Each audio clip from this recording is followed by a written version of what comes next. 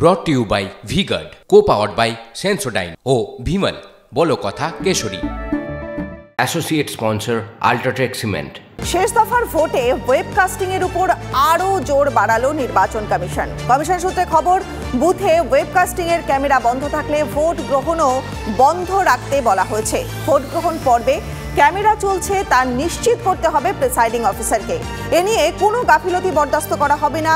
কোনো কারণে ওয়েবকাস্টিং বন্ধ হলে তার উপযুক্ত জবাব দিতে হবে সংশ্লিষ্ট প্রিসাইডিং অফিসারকে। কমিশন সূত্রে খবর, ওয়েবকাস্টিং বন্ধ নিয়ে প্রিসাইডিং অফিসারের জবাব সন্তোষজনক না হলে সঙ্গে সঙ্গে তাকে সরিয়ে দেওয়া হবে। এমনকি এর পেছনে গাফিলতি নজরে পড়লে প্রিসাইডিং অফিসারের বিরুদ্ধে বিভাগীয় তদন্ত শুরু করতেও বলা হয়েছে। 474টা ক্যামেরা অফ ছিল 8:30 পর্যন্ত। অন বিহাফ অফ বিজেপি শিশির বাজোরাজি নীতির কমপ্লেন দিল্লিতে এবং এখানে করার পরে ক্যামেরাগুলো অন করার ব্যবস্থা হয়, মানে চিটিংবাজি করছে ক্যামেরা বন্ধ করে।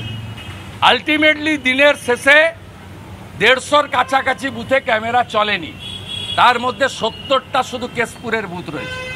কোথাও ক্যামেরা বন্ধ থাকলে ভোট বন্ধ থাকবে।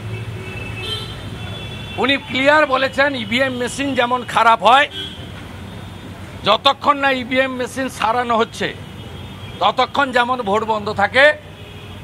অফলাইন থাকলে ক্যামেরা আপনাদের মাধ্যমে 7-7 পেজের সব প্রার্থী এজেন্ট, পোলিং এজেন্ট, জনগণের কাছে বলছি, ক্যামেরা অফ থাকলে ভোট করতে দেবেন না। সিও বলেছেন ক্যামেরা অন করা পর্যন্ত যদি 4 ঘন্টাও লাগে ভোটিং বন্ধ থাকবে। 6টার মধ্যে স্লিপ ইস্যু হবে, রাত্রি 10টা অবধি ইফ নেসেসারি ভোট হবে জেনারেটর এনে ক্যামেরা অন করে।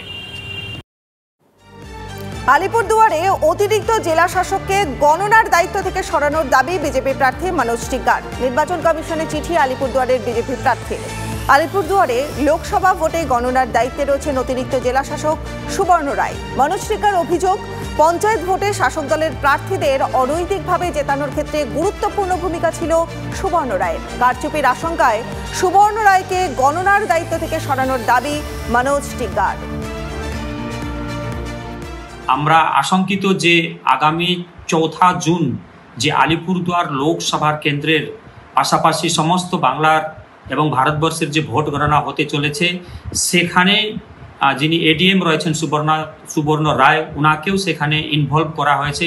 তাই আমাদের দাবি আছে, আমি লিখিতভাবে সেন্ট্রাল ইলেকশন কমিশনকে অভিযোগ জানিয়েছি যে ওনাকে কোনোভাবেই যে আলিপুরদুয়ার লোকসভার গণনা হবে সেখানে ওনাকে যেন কোনো দায়িত্ব দেওয়া না হয় এবং ওনাকে এই গণনা থেকে দূরে রাখা হোক, সে ব্যাপারে আমি কমিশনকে, সেন্ট্রাল ইলেকশন কমিশনকে লিখিতভাবে অভিযোগ জানিয়েছি।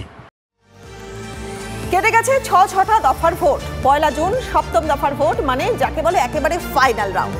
শেষ দফা ভোটে পাখির চোখ কমিশনের। নির্বিঘ্নে ভোট করাতে কমিশনের ফুল ফোর্স। 7ম দফা ভোটে 667 কোম্পানি বাহিনী মোতায়েন। 7ম দফা ভোটে কলকাতায় বাহিনী মোতায়েন 246 কোম্পানি। বারাসাত এবং ব্যারাকপুরে 81 কোম্পানি এবং বারুইপুরে 160 কোম্পানি। বসিরহাটে মোতায়েন 116 কোম্পানি। বিধাননগরে 59 কোম্পানি বাহিনী। ডায়মন্ড হারবারে থাকবে 110 কোম্পানি এবং সুন্দরবনে 114 কোম্পানি কেন্দ্রীয় বাহিনী। শেষ দফায় 1958টি কিউআরটি টিম। 600 কিউআরটি টিম থাকবে শুধুমাত্র কলকাতাতেই। 9 কেন্দ্রে মোট স্পর্শকাতর বুথ 3748টি।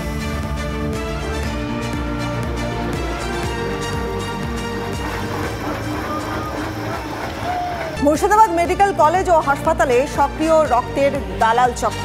বৃহস্পতিবার রাতে টাকার বিনিময়ে রক্ত বিক্রি করতে গিয়ে পাকড়াও এক যুবক। সূত্রের খবর, রেশমি হারা বিবি মুর্শিদাবাদ মেডিকেল কলেজ ও হাসপাতালে ভর্তি ছিলেন।